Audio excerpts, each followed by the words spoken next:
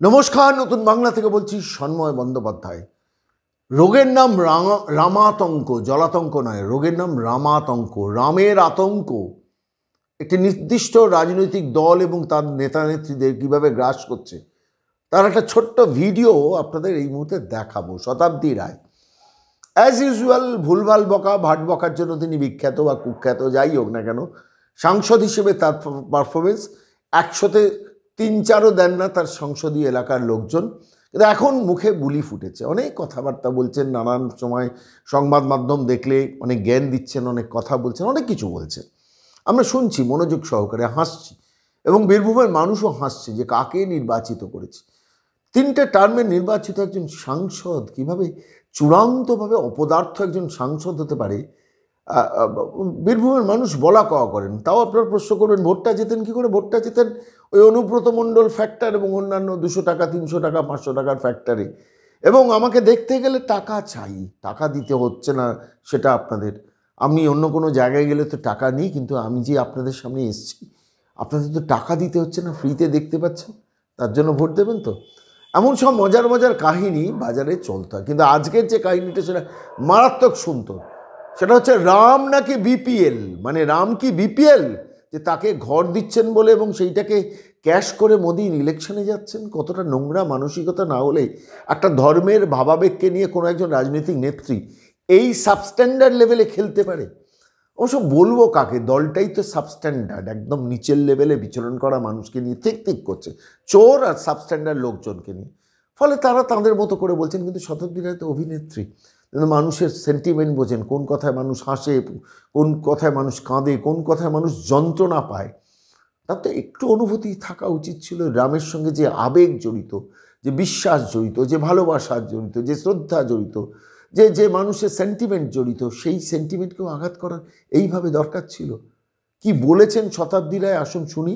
আর তারপর সেই বিষয়টা নিয়ে আমি সরাসরি গিয়েছিলাম একজন পলিটিক্যাল অ্যানালিস্ট সুদীপ্ত গুহ, তিনি কি বলেছেন সেটাও শুনি। রামকে নিয়ে বলা হচ্ছে না, সেটা দিয়েছে যে রাম এরম করে হাত ছাড়িয়ে নিয়ে যাচ্ছে আর মোদি ওকে টেনে ধরছে, আর রাম বলছে যে ছাড়, একবার তো নিজের নামে ইলেকশন করে দেখা, বারবার আমাকে নিয়ে টেনে টেনে করছিস। তো যদি সত্যি রামকে নিয়ে ইলেকশন করছে, এই যে এত বড় কথাটা আপনি বললেন, ওরা বলেছে রামকে বাড়ি দিচ্ছে, এটা আপনি আমাদের কথা না, আপনার তখন প্রোটেস্ট করতে মনে হবে না? যে রামকে বাড়িতে শুনে তো অবাক হলাম যে এত ক্ষমতা আমরা রামকে বাড়ি দিতে পারছি, মানে রাম বোধহয় বিপিএল, তাই না? আমরা বিপিএল এর কার্ডে বাড়ি দিচ্ছি, রামকেও আমরা বিপিএল এর কার্ডে বাড়ি দিচ্ছি। এবার রামের ছেলে যদি লবকুশকে একটা করে দেওয়া যায় তাহলে কার্ডটা পূরণ হবে। আমি বলি, গত প্রায় 15 বছর শতাব্দী রায় ওখানকার সাংসদ। দুঃখের বিষয় যে উনি ওখানে যান না, ওখানে উনি কিছু করেছেন।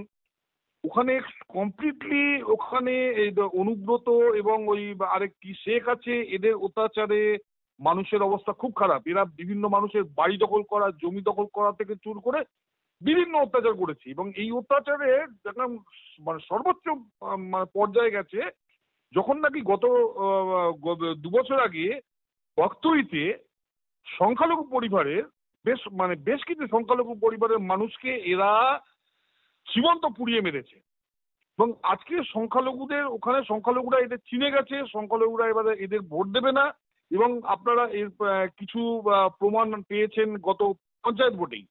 কিছু জায়গায় গুন্ডামি করে এরা জিতেছে, বাট অধিকাংশ জায়গায় এরা কিন্তু সংখ্যালঘুরা এদের থেকে সরে গেছে।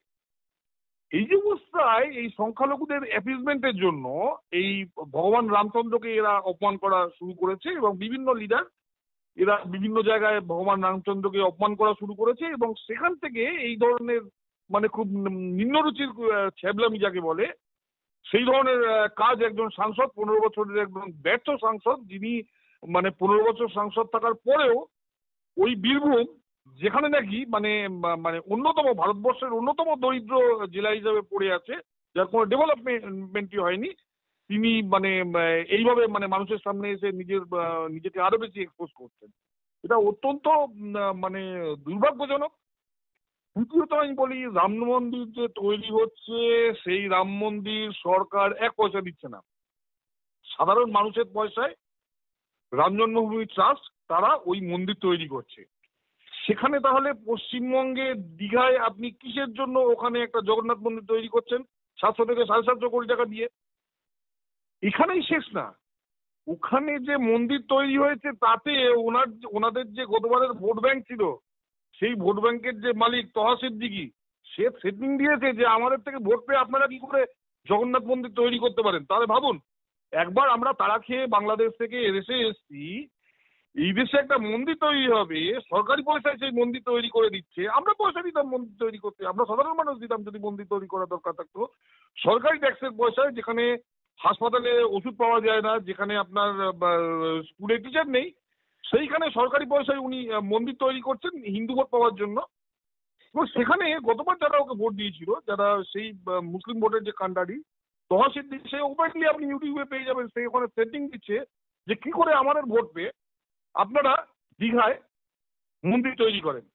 দুর্ভাগ্যের বিষয় হলো তৃণমূল দলটা এই হিন্দু মুসলিম এটসেট্রা এই যে মানে এই যে তুষ্টিকরণ, এর বাইরে এরা যেতে পারছে না।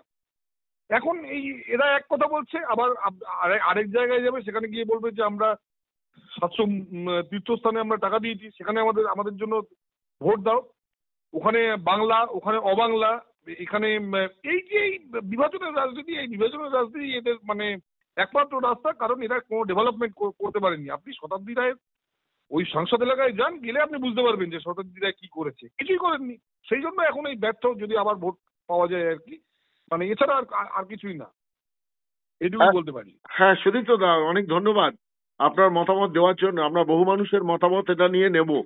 রামকে নিয়ে এই যে ছ্যাবলামি, আমার কথা হচ্ছে আমি তো অন্যভাবেও ভাবছি যে অন্য কোনো ধর্মের কোনো আরাধ্য দেবতাকে নিয়ে কখনো এই বাংলার তৃণমূল কংগ্রেস এই লেভেলের ছ্যাবলামি করতে পারে? মানুষের সেন্টিমেন্ট, মানুষের আবেগ, মানুষের ভালোবাসা, মানুষের বিশ্বাস, সেইটাকে এরা আঘাত করছে। মানে Trinamool Congress what are they trying to do? মানে অ্যাপিসমেন্ট পলিটিক্স করতে করতে শেষ পর্যন্ত রামেও টান মারলো তৃণমূল কংগ্রেস। বেশ কিছুদিন ধরে মমতা বন্দ্যোপাধ্যায়ের কথায় আমি সেগুলো বুঝছিলাম, কিন্তু এখন দেখলাম তার দোসররা শুধু অ্যাপিসমেন্ট পলিটিক্স করার জন্য শতাব্দী রায়ও সেই পথে হাঁটলেন, যার জন্য আমি এই ভিডিওটা শুনিয়ে আজকে এই প্রতিবেদন শুরু করেছি। অনেক ধন্যবাদ সুদীপ্ত দার সঙ্গে থাকার জন্য। ধন্যবাদ। আমি আরেকটা কথা বলবো। হ্যাঁ, বলুন। একটা ছোট্ট লাইন বলি, সেটা হলো যেখানে নাকি মানে অন্য একটি ধর্মের ক্ষেত্রে তাদের প্রার্থনা করা হয় রেড রোড আটকে, whereas ভগবদ গীতা পাঠ হয়েছে কোনো রাস্তা আটকে না, কিচ্ছু না, শুধুমাত্র এতে এই আপনার ব্রিগেড প্যারেড গ্রাউন্ডে একটা গাড়ি পর্যন্ত আটকানো হয়নি। সেখানে দেখবেন কত রকম টন্টিং, কত রকম বাজে কথা। এমনকি যে স্বামীজি, যার পুরো 10টা খণ্ড ভগবদ গীতা বেদান্তের উপর দাঁড়িয়ে, সেখানে এরা মানুষকে মিসলিড করছে যে স্বামীজি নাকি ভগবদ গীতা পড়তে না করেছেন। তো এরা সম্পর্কেই এইরকম একটা পলিটিক্সের উপর দাঁড়িয়ে এরা হিন্দু ধর্মকে বারবার অপমান করছে, এবং হিন্দুদের মানে এক হওয়া উচিত এবং এদের জবাব দেওয়া উচিত প্রত্যেক সনাতনী। অনেক ধন্যবাদ সুদীপ্ত দা, অনেক ধন্যবাদ। ধন্যবাদ দাদা।